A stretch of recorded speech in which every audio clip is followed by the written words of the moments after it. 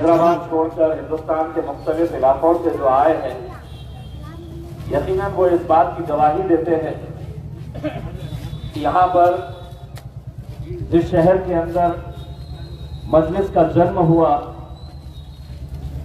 और जिसके बारे में ये कहा जाता था मजलिस इत्तेहादुल मुस्लिमीन हैदराबाद की एक जमात है और बड़े तंजिया तरीके से ये कहा जाता था कि ये सिर्फ हैदराबाद तक महदूद एक जमात है और हैदराबाद तक ही रहेगी। लेकिन अल्हम्दुलिल्लाह शायद किसी ने सोचा नहीं था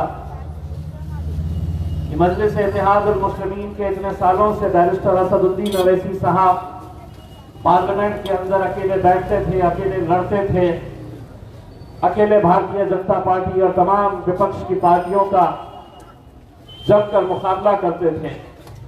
ये आप लोगों की दुआएं हैं, आप लोगों की मेहनत है, ये जिसकी वजह से आज एक मेंबर ऑफ पार्लियामेंट की जगह 2 मेंबर ऑफ पार्लियामेंट वहां पर जाकर बैठते हैं। मैं आज जब हैदराबाद आया, इससे पहले मैं असद साहब के हुक्म के हिसाब से मध्य प्रदेश गया, जहां पर हमने ये फैसला लिया था कि मध्य प्रदेश के अंदर हम इलेक्शन नहीं लड़ेंगे। विधानसभा का इलेक्शन है और ये बाज़ाब्ता ऐलान किया गया था कि हम इलेक्शन नहीं लड़ेंगे।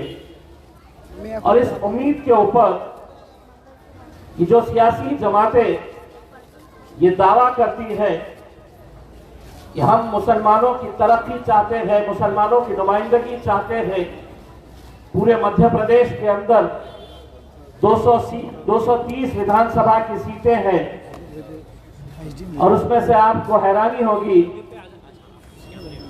कि कांग्रेस पार्टी ने 230 सीटों के ऊपर इलेक्शन तो लड़ रही है, लेकिन कितने मुसलमानों को टिकट दिया? तो 230 में से महज 2 मुसलमानों को टिकट दिया गया। अब अगर आप टिकट ही नहीं देंगे तो आप सोचिएगा कि आपकी नुमाइंदगी कब और कैसे खड़ी रहेगी।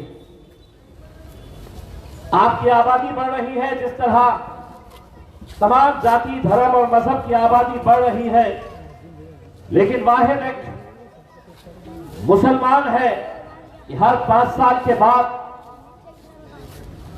चाहे वो विधानसभा हो या लोकसभा हो, हर 5 साल के बाद आपकी नुमाइंदगी घट रही है। जिस पार्लियामेंट के अंदर हम जाकर बैठे हैं, आज से महज 20 साल पहले वहां पर 47 मेंबर ऑफ पार्लियामेंट एमपी हुआ करते थे जो मुसलमान थे। हर 5 साल के बाद जब ये आंकड़ा घटते गया, 47 से 40 हुआ, 40 से 35 हुआ, आज हम 23 के ऊपर आकर अटक गए हैं। और शायद वो वक्त दूर नहीं कि अगर हम इसी तरह से अगर बढ़ते रहे, बिखरते रहे, तो वो दिन दूर नहीं कि जब लोकसभा के अंदर भी हमारी नुमाइंदगी नहीं के बराबर रहेगी। तो जब हमने ये फैसला किया था कि मध्य प्रदेश के अंदर हम इलेक्शन नहीं लड़ेंगे, और जब कांग्रेस ने महज 2 ही सीटों के ऊपर मुसलमानों को टिकट दिया, उसके बाद हमने फैसला किया कि नहीं, हम लड़ेंगे, क्योंकि जब तक हम लड़ेंगे नहीं तो हमें अपनी ताकत का एहसास होगा कैसा। और इसकी जिंदा मिसाल अगर कहीं आपको देखना है तो आपका बेटा, आपका भाई इम्तियाज जलील जो आपके सामने खड़ा हुआ है, 20 साल लगातार शिवसेना, भारतीय जनता पार्टी उस शहर से, उस जिले से उन्हीं का मेंबर ऑफ पार्लियामेंट, उन्हीं का एमपी चुनकर आता था लगातार 20 सालों से। जब बैरिस्टर असदुद्दीन अवैसी साहब ने यह हुक्म दिया कि अब औरंगाबाद से इम्तियाज जलील इलेक्शन लड़ेगा, तो सबसे ज्यादा अगर मुखालिफत, सबसे ज्यादा इल्जामात अगर किसी ने लगाए तो कोई गैर नहीं थे, हमारे अपने ही थे।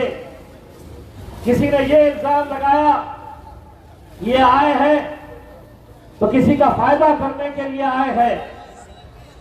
किसी ने लेन देन की बात की, किसी ने लाखों की शर्त लगा दी कि औरंगाबाद से मेंबर ऑफ पार्लियामेंट एमआईएम का वो भी चुन के आ ही नहीं सकता है। हमने अपने नौजवानों को सिर्फ इतना कहा था कि एक मर्तबा हमें समझने तो दो कि तुम्हारी ताकत कितनी है। 20 साल से मजलिस तो नहीं लड़ रही थी, 20 साल से तुम कांग्रेस को वोट देते आ रहे थे, लेकिन 20 साल से शिवसेना जीत कर आ रही थी। तब हमने उनसे यह कहा कि अगर 20 सालों तक तुम्हारा वोट जाया जा रहा है, बेकार हो रहा है, एक बार मुत्तहिद हो जाओ, मजलिस के साथ आओ। अल्हम्दुलिल्लाह जब पूरे जिले की आवाम एक साथ मिलकर आई, साथ में हमारे दलित भाइयों ने भी उतनी ही ताकत लगाई, तो 20 साल के उस शिवसेना के एमपी को हमने हटाकर अल्हम्दुलिल्लाह मजलिस का परचम भी औरंगाबाद के अंदर लहराया। लोगों ने कहा कि ये महज एक इत्तेफाक है, किसी ने कहा कि एक एक्सीडेंट है, एक्सीडेंटली जीत गया, उनके वोट बढ़ गए। हमने उनसे कहा कि जहां जहां पर भी एक्सीडेंट होंगे इंशाअल्लाह हम वहां पर जरूर मौजूद रहेंगे। मेरे भाइयों, लेकिन जब हम मध्य प्रदेश के अंदर गए, वहां पर कांग्रेस के 24 मुस्लिम कॉर्पोरेटर्स हैं। हमारे बिहार के सदर मेरे बड़े भाई अख्तरुल इमान साहब भी यहां पर मौजूद हैं। मैं चाहूंगा कि जोरदार तालियों से अख्तरुल इमान साहब और हमारी पूरी बिहार की टीम का इस्तेमाल करें।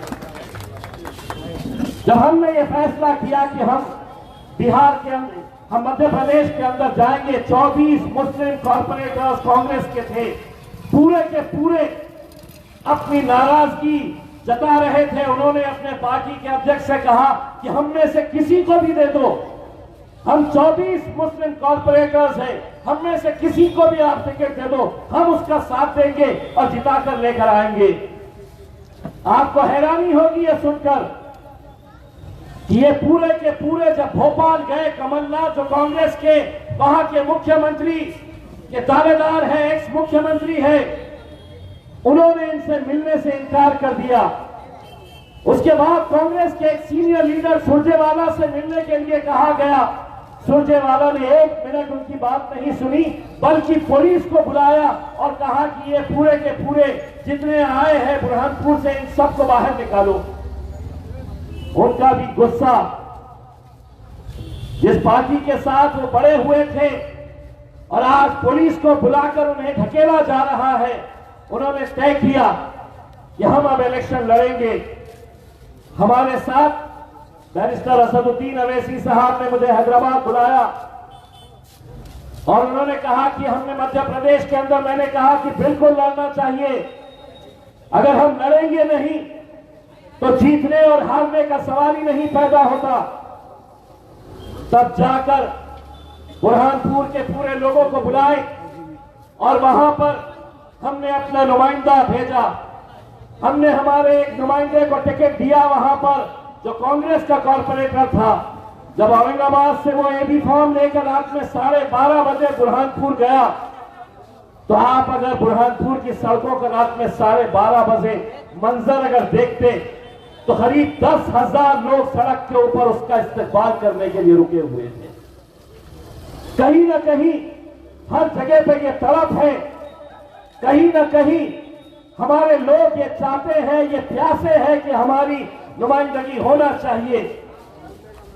लेकिन मैंने देखा कि मध्य प्रदेश के अंदर या राजस्थान हो, कांग्रेस क्या, भारतीय जनता पार्टी क्या, दूसरी पार्टियां क्या, सभी के निशाने के ऊपर सभी ने तय किया है कि हम में से कोई भी हार जाए, कोई भी जीते चलेगा, लेकिन मजलिस इत्तेहाद और मुस्लिमीन नहीं जीतना चाहिए। और आज वही कैफियत आज हैदराबाद के अंदर देखने को मिल रही है। अरे अगर इतनी सारी सीटें हैं, क्या वजह है कि पूरी ताकत नाम पल्ली पे लगाई जा रही है? माजिद हुसैन को कैसे हराया जाए, जाफर हुसैन को कैसे हराया जाए, अहमद बराला के खिलाफ क्या साजिशें की जाए, उन्हें यह पता नहीं है। ये जो बाहर से जितने भी आ रहे हैं, 30 तारीख के दिन देखिएगा इनकी ताकत क्या होती है। जब ये वोट डालने के लिए निकलते हैं तो इनकी ताकत कैसी रहती है, ये कई सालों से देखते आए हैं। और यहां के जो नुमाइंदे सुना है 3-4 मरतबा इलेक्शन लड़ चुके हैं। आपको मुबारक एक और हाल, क्योंकि अब आदत सी पड़ गई है। क्यों अपनी आदत बिगाड़ रहे हो? जो आदत पड़ी हुई है उसी में खुश रहो, लड़ते रहो और हारते रहो। लेकिन आज मेरे भाइयों, मैं कुछ देर पहले बैरिस्टर असदुद्दीन अवैसी साहब, मेरे कायद, इनकी तकरीर सुन रहा था मैं, जिसमें वो ये बता रहे थे कि इस इलाके के अंदर मुसलमानों के लिए क्या क्या काम किए गए।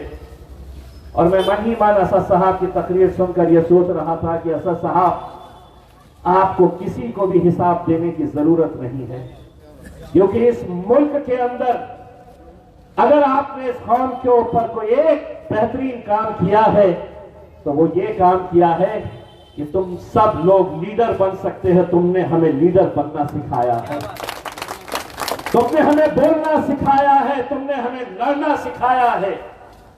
अरे रोड तो कोई बना लेगा, गटर ड्रेनेज कोई कर लेगा, लेकिन बताओ एक ऐसा लीडर जो सुबह से लेकर रात तक मोटरसाइकिल के ऊपर, कभी राजस्थान में तो कभी हैदराबाद की गलियों के अंदर अगर घूम रहा है। मेरे भाइयों, ये जो हैदराबाद है ये हमारी नाक है,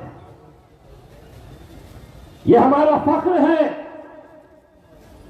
अगर इस शहर के अंदर मजलिस मजबूत रहती है तो इंशाअल्लाह पूरे हिंदुस्तान में मजलिस मजबूत रहेगी।